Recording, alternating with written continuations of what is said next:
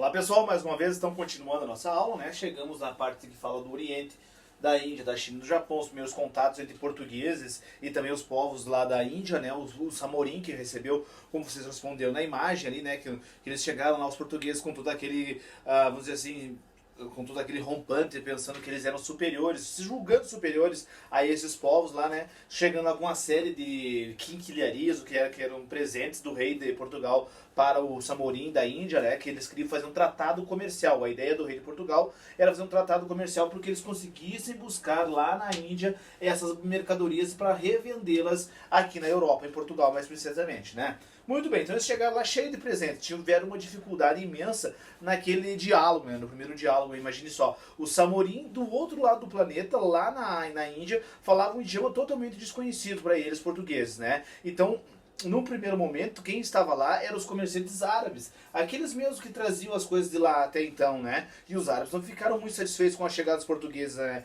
Afinal de contas, os portugueses descobriram a galinha dos ovos de ouro, né? Em vez dos árabes trazerem a mercadoria para a Europa, agora os portugueses eles vão contornar o continente africano e vão até lá as Índias buscar essa mercadoria e revendê-la aqui, né? E eles chegam lá então, mesmo não gostando, os árabes os auxiliam até no momento para que haja uma conversa, estabeleça um diálogo, né? E aí os portugueses chegam e despejam aqueles presentes lá, dizendo vir de um reino muito rico, trazendo aqueles objetos entre baldes, bacia, azeite, chapéus, mel e duas cartas do rei de Portugal que tinham por objetivo estabelecer um comércio entre indianos e portugueses. Muito bem. E aí começam as tratativas para negociar e tudo mais, mas os indianos não foram muito com a cara dos portugueses. Os portugueses foram taxados de violentos, agressivos, chamaram eles de relaxados, né? Porque os portugueses, imagine vários e vários dias no alto mar, não tinham chuveiro, não tomavam banho com frequência, né? Então eles não cheiravam bem. Já os habitantes da Índia viviam banhando-se em riachos, tomavam banho frequentemente, tinha uma preocupação com o seu modo de vestir e tudo mais, né? E além do mais tudo isso, os portugueses trazem junto com eles padres jesuítas, que já começam a se intrometer no cotidiano dos indianos, né? Na forma deles reverenciar os seus deuses e tudo mais. Tudo isso já começa a ter um contraste, uma briga entre as duas partes, né? Mas essa é um pouco mais acirrada. Muito bem.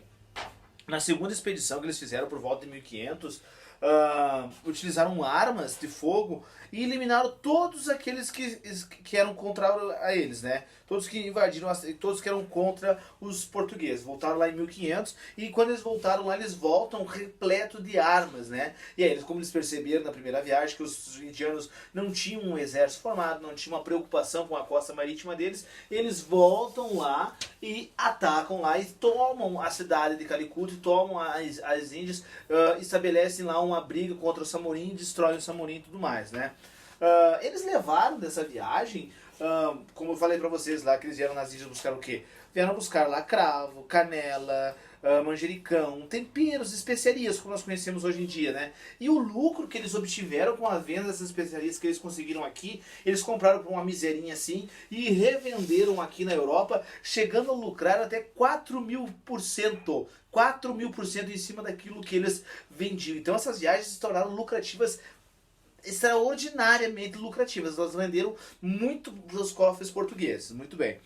Então vocês podem ver ali na página número 22 e 23, né? Vocês vão ler essa parte, que isso que eu expliquei para vocês é que está contendo essas páginas. Lá na 23 diz o seguinte: por volta de 1505, os portugueses conquistaram a cidade de Cochin.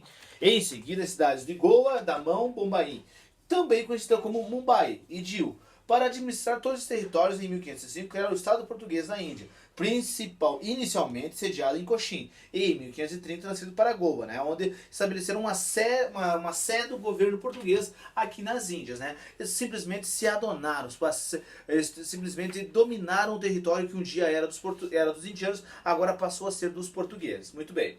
Portugal se tornou o mais importante exportador de pimenta do reino para a Europa. Em decorrência das viagens anuais para a cidade de Goa, principal porto dos portugueses, também eram comercializados perfumes, algodão, gengibre, canela, noz moscada, cravo, diamante indiano, corante azul indigno, seda chinesa e nitrato de potássio, usado na fabricação de pólvora, né? Eles dominaram as terras dos indianos, né? Tiveram facilidade, os indianos não tinham um armamento para impedir que os portugueses os tomassem. Então, facilmente os portugueses foram conquistando o território dos indianos. Certo, meus amigos? Então eu quero que vocês façam o caderno de atividades agora, nessa aula ainda, em relação a isso que falamos, a página do caderno de atividades. Deixa eu ver aqui, já explico para vocês a página.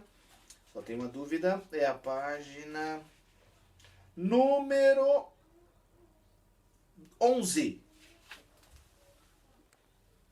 Página número 11, tá? Do caderno de atividades, ok? Um abraço.